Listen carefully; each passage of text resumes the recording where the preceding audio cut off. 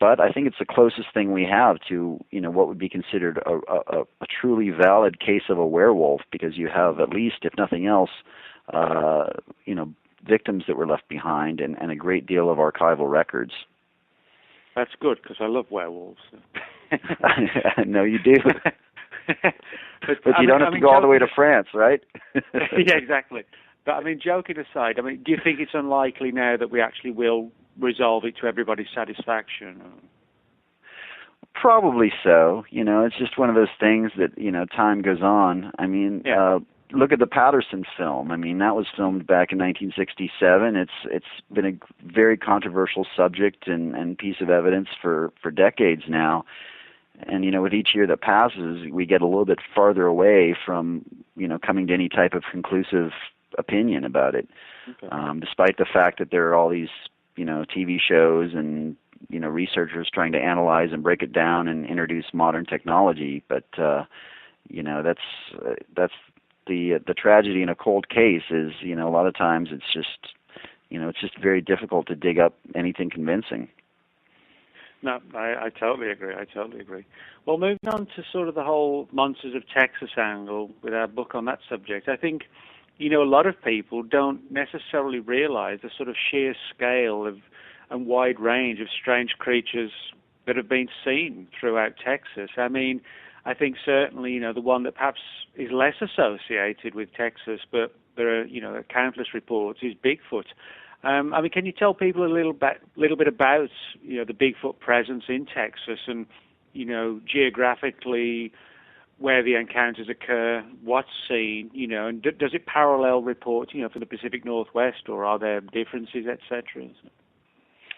Well, Bigfoot is, of course, seen quite often in Texas, at least according to documents that date back to the 1800s, when you wrote about the wild man of the Navidad, which is a very famous legend here in Texas. And the wild woman, let's not forget her. The wild man and the wild woman. Certainly, there had to be one of each. Before the term Bigfoot existed, of course, that name was not popularized by the media till the 1950s. So if we dig back into archival records, you often hear these references to wild men and so forth. So, but in terms of Texas Bigfoot, first off, Texas ranks in the top 10 of all the continental United States for sightings and reports on an annual basis. Certainly you have the states in the Pacific Northwest, like Washington, California, and Oregon, that are most known for Bigfoot and Sasquatch activity. But as far as the eastern United States, Texas has its fair share.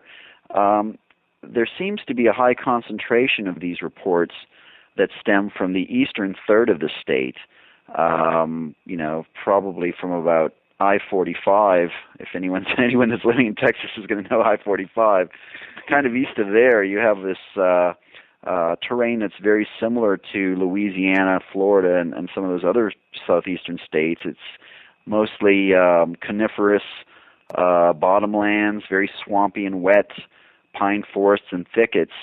And this is where we seem to have the most reports traditionally of Bigfoot-type creatures in Texas, although there are a smattering around the state, even extending west into El Paso area, which is quite fascinating. In terms of differences, although the descriptions are pretty close, I mean, basically people are describing a man-like figure, completely covered in hair, standing very tall, typically 6.5 to 7 or 8 feet tall, very built, very muscular, emitting a very strong odor or stench. And this, of course, ties into the Florida skunk ape, which is a similar type of creature. Bipedal locomotion, that is walking on its hind legs, although one interesting difference is that we do get a lot of reports in Texas of Bigfoot dropping down onto all fours on occasion and running on all fours quadrupedally, more like an ape, I guess you would say, and not so much a hominid. You don't really hear that much in terms of the Pacific Northwest Sasquatch. So that's one big difference. There also seems to be a very aggressive attitude that can be attributed to the Texas Bigfoot. Investigating different cases, it seemed like we were uncovering a lot of instances where these things were, reported to attack livestock and, kill dogs, generally chasing people out of areas and, screaming in a very aggressive manner. So it seems like we have a hostile version of Bigfoot that lives down here in parts of Texas. But essentially the general descriptions are very same. So, I mean, in terms of that, I think what we might be looking at is sort of a subspecies or, a different variety of Bigfoot that we have in the eastern United States with some distinct differences. Okay, cool. And, I mean, do you think, this sort of opens up an interesting question. Are we actually looking at offshoots, or are we actually, sort of more incredibly, could there be more than one type of unknown ape in the U.S., or do you think that's just, stretching credibility too far? Well, traditionally when it comes to classification in zoology, you have two types of researchers, those that lump and those that split. And that's always going to be sort of an ongoing problem, when you're dealing with taxonomy. I think the more conservative scientists, and those that I've really looked up to, like Dr. Grover Krantz, would probably tend to lump and say that, the notion of having all these different types of unknown hominids running around, is the probability is much greater than saying that there's just, one particular species that's managed to avoid detection. But as you know, I haven't conducted research on the duende, and we were talking about that a moment ago. So we know that there are at least reports of these pygmy-sized creatures. Mm-hmm. So I guess, I guess the more that I investigate and research these types of reports, I tend to become more of a splitter, and that is thinking in terms of that, we truly must have different types or varieties of these beings, because at least in some cases we have very distinct flavors from region to region. And, the other way to look at that would be to say that, well, if the conditions had been favorable, evolutionarily speaking, for some type of hominid, say, like Gigantopithecus, to have survived in the modern times, why could not those conditions have also benefited other types, say a Neanderthal type or, something like a Homo erectus? They were all hominids and presumably highly intelligent and adaptable beings and creatures. Okay. All right, cool. Well, I know one of the areas, certainly when it comes to Texas, that's really taken off and taken on legendary status in the last few years, and which you've massively and deeply investigated, is the phenomenon that, even within pop culture, never mind cryptozoology, has become known as the Texas chupacabra. Can you give us some background on that? And I know you've done extensive research into it, and what your findings and thoughts are on this mystery today. Well, the Texas chupacabra is quite distinct and different from the Puerto Rican version, and also versions that have been described in parts of Central America, Mexico, and South America, and so forth. You certainly are one of the experts on the Puerto Rican chupacabra with all the investigations and trips to Puerto Rico you've done, so you're quite familiar with those cases. And, those are the ones I think that really stirred the public imagination starting back in the 1990s when livestock owners in Puerto Rico began to experience these weird killings. And shortly thereafter, there were these reported encounters with a strange goblin-like creature that, walked on its hind legs, although it was very small, but seemed to have large reptilian eyes and a row of spikes down its back. Almost like some type of weird alien or dinosaur or something, quite unearthly. The Texas chupacabras gained notoriety just a few years ago, actually in 2004 to be exact. And, people often ask me, I think the most frequently asked question is, well, what are these things in Texas and how do they really relate to the original chupacabra? Because they seem to look totally different. And that is true. The Texas chupacabras, first of all, the name stems from the fact that they allegedly did kill livestock in a similar manner to the Puerto Rican creature. That is, slinking in the darkness of night and drinking the blood of small farm animals like chickens, goats, and so forth. At least that's how the reports initially came out. Shortly thereafter, these weird dog-like animals began turning up. Many of them were shot by livestock owners and ranchers. Some of them had been run over. And the name chupacabra was actually uttered, early on in the game because, again, of the link to these livestock killings. So I think that the media kind of took hold of it at that point, and things just kind of spiraled because people were fascinated with the notion of a blood-drinking predator.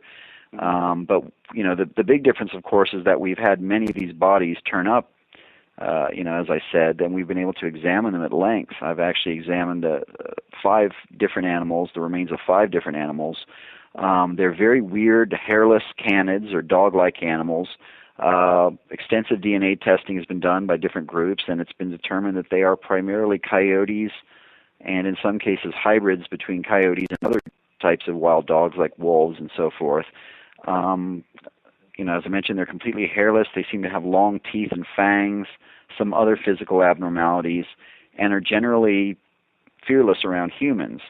However, the allegations of blood drinking has not been proven, and that's kind of become murkier as time has gone on. So what we're left with are these abnormal canids, and I think the best theory at this point is that these animals are actually afflicted with some type of disease, perhaps including sarcoptic mange, which causes their hair to fall out. And this affliction could actually cause them to have other abnormalities as well in terms of their behavior and being fearless around humans and the like. But they're definitely different and distinct from the Puerto Rican version. And I think the name chupacabra is finally being put to rest with regard to the Texas cases. Many researchers, including the CFZ, who we work with, as you know, have started to call these things blue dogs, which I think is taking it more into a scientific light, which I think is appropriate timing for that. Okay. All righty. And I guess, one of the other aspects, I guess some people don't necessarily consider it cryptozoological, but I do. It's sort of out-of-place animals, and certainly, there have been a few of those over the years in Texas and elsewhere. Can you talk about a few of those? Your sort of views on, the idea that nature manages to survive, and we have reports in Texas of things like big cats on the loose and, regular animals, but seen in places that they really shouldn't be seen. So. Well, I definitely think it's one of the more overlooked areas of cryptozoology. Things like out-of-place animals and big cats, large snakes that, python-type snakes that have been reported in Florida. But it's also quite relevant to what we do because I think it's a great indicator that, we don't always know what's out there. And of course, the most famous of these probably are the big cats. Many cases, as you know, in England and also parts of North America, of very large black cats.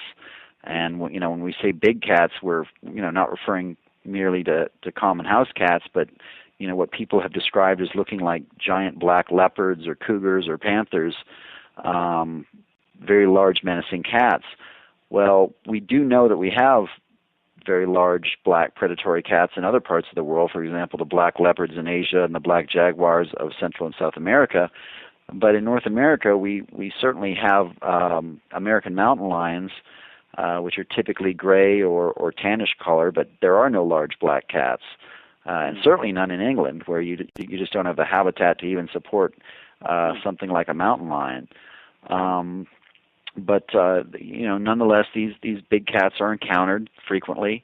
They have been, different livestock deaths have been attributed to them, cattle and so forth. I think we cover a pretty good range of these types of animals in our book. But looking around the country, you have feral. I think many people aren't aware of this, but a lot of times you have invasive species that have been released into the environment. For example, there's a population of monkeys in Florida that actually have adapted to the outdoors there and have done quite well. There have been many reports of kangaroos and wallabies in Wisconsin. So many, in fact, that it's a foregone conclusion that you probably do have a small population of these animals out there. And in these cases, we have fairly practical explanations. There are people that collect all types of exotic animals, including big cats and kangaroos and monkeys, and oftentimes, for whatever reason, these animals escape or are released into the wild, and nature is very adaptable. So, oftentimes these animals will thrive and survive and proliferate and figure out a way to avoid being caught and detected.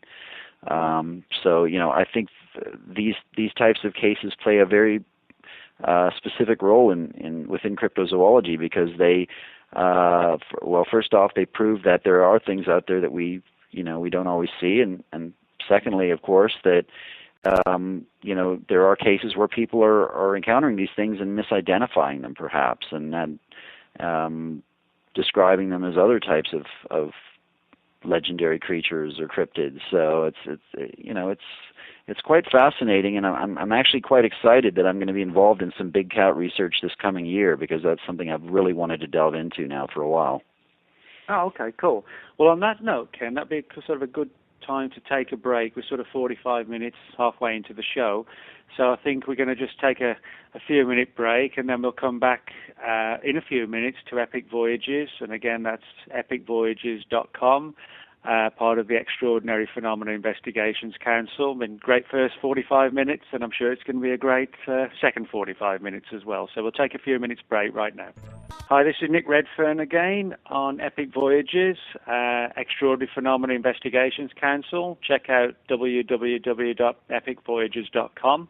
And as you know, or unless you've just joined us, our very special guest tonight is Ken Gerhard, and author of a number of books, Monsters Are Real, Big Bird, and who also co-authored with me Monsters of Texas. And one of the questions I wanted to ask you, Ken, that I guess is something that doesn't get asked that often, in terms of the media and pushing the subject forward, how do you feel we can kind of progress the field of cryptozoology, in terms of respectability, possibly even sort of getting, scientific funding or background and help, and take it away from, sort of the sort of, not necessarily ridicule factor, but, the issue of, this sort of jokey story for the end of the news. How do we really break through and demonstrate to the important people, the mainstream media, etc., that this is a valid subject? Well, that's a great question, Nick, and unfortunately I don't see that happening anytime soon unless we make, a really remarkable discovery. Obviously, if someone were to finally produce a Bigfoot body after all these years, something that was, totally conclusive and potentially earth-shattering, I mean, obviously that would be the end of it right there, and there would be so many other things that we could explore from that point on. I think the media has become kinder over the years. At least some of the people that I've dealt with. I think more events, like the one we did recently in Oklahoma, the Cryptid Fest, where people are coming out and perhaps trying to take more of a serious look at these things and present it in a more scientific fashion. Mm-hmm. I am teaching a college workshop next month, or at the beginning of November, down in League City, Texas, and of course Scott Marlowe, an associate of ours, has been teaching a cryptozoology class in Florida for a number of years now. So I think that's one way, perhaps, is that if we can convince different colleges and institutions of higher learning to allow us to present the material to a broader range of audiences, not just people that are already engrossed in the Bigfoot phenomenon in the cryptozoology community, but elsewhere. Beyond that, I think TV shows like Monster Quest, did a great service to that end. I mean, whether you loved it or hated it, I think the producers did a pretty decent job of bringing in, the appropriate researchers, the appropriate eyewitnesses, oftentimes involving scientists to do different types of testing and analysis. And I think that was a very positive portrayal of cryptozoology, because what we're attempting to do is to branch off of zoology and to use scientific protocol in these different investigations, looking for physical evidence and things that can be measured and tested and analyzed and cataloged, as opposed to throwing just sort of ambiguous stories out there about how somebody saw this or that without really following up. Sure. I think there's, we still have a problem with hoaxers. I mean, you have people out there constantly that are trying to take advantage of the situation for their own benefit, either publicity or money or whatever they think they can get out of it. So as long as that's going on, I think it's it's definitely going to hold us back. Okay, cool. And I guess we're sort of coming up to the top of the hour. Can you tell us a little bit about things you may have coming up, lectures, gigs, books, anything that you want to sort of promote, and of course your website as well? Well, I appreciate that, Facebook Nick. Page, just about everything. Yeah, well, I don't have much of a website anymore. I just couldn't manage all the different sites that I was falling into. So I do a Facebook fan page now, and people can look up Ken Gerhard, cryptozoologist, just to check out some of my photos and research and so forth. As far as upcoming events, of course, one that I'm very excited about is that I will be speaking at an EPIC meeting on October 9th, Sunday, October 9th, up in Grapevine, Texas, and people can come out and meet me and hear me speak in person or join in on the webcast. I think that's going to be a lot of fun. And also I'm speaking at the Pensacola Paracon in Pensacola, Florida on October 15th. And that's going to be, sort of a ghost hunters / horror convention, but they have graciously asked me to come out and speak about cryptozoology there as well. Okay. Is that just like a general overview of the subject, is it? Considering, depending on the audience, but considering that I'm going to be speaking to people that are, more familiar with hauntings and spiritual phenomenon, I thought that I would perhaps, talk about some more of the generalized cryptozoology and different aspects that people aren't always familiar with, because they do sort of get force-fed some really bad information by the internet and by the media without really digging deep into the real research. Okay. Well, that kind of led me to the last question just before we come up to the hour. When we launch into the Q&A with the listeners. I mean, what advice would you give to people who want to enter the field of cryptozoology? Whether it's sort of grassroots research or writing, lecturing, or a bit of everything. I mean, how do you sort of perceive, so the next generation, what should they be doing, to sort of further the subject, to the next level, if you like? Well, that's a good point, because I get a lot of messages, Facebook messages from young people around the world and around the country that are, asking me how they can get into the field. And, of course, I always encourage them to go to school and to get as much of a scientific background as possible, something that I unfortunately was not able to do. But any foundation or education within the field of zoology and biology is important, because it's all very pertinent to cryptozoology, which is actually an offshoot of zoology in a very traditional sense. Beyond that, stay open-minded. Try to approach things in a very pragmatic and scientific manner without preconceived notions or biases. And two words that Loren Coleman, who's generally considered to be one of the top cryptozoologists, two words that he gave me back when I was starting out were patience and passion.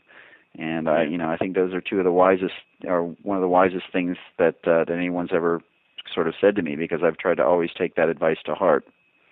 Okay, cool. Well, I think that's a great place to finish. We've sort of, we've taken up an hour. It's almost like, if we were talking about UFOs, it's almost like we've experienced missing time, I think. It's sort of, it's raced by. But, flown right by, hasn't it? Exactly. But the good news, of course, that we haven't finished yet. We've still got 30 minutes of Q&A. So I'm sure there's going to be plenty of people who got questions that we haven't even considered, and that we can hopefully get into and get sort of really good conversation and feedback going. So if anybody's got any questions, just fire them in the chat room or call in, and then we can pass them on to Ken, and I'm sure Ken will do a great job in answering them. Well, thanks. I'm looking forward to that. All right, cool. Well, I'm sure they'll be coming through any time now, unless you've just kind of silenced everybody into oblivion with fantastic answers. You know, that's one way to look at it. I doubt that's the case.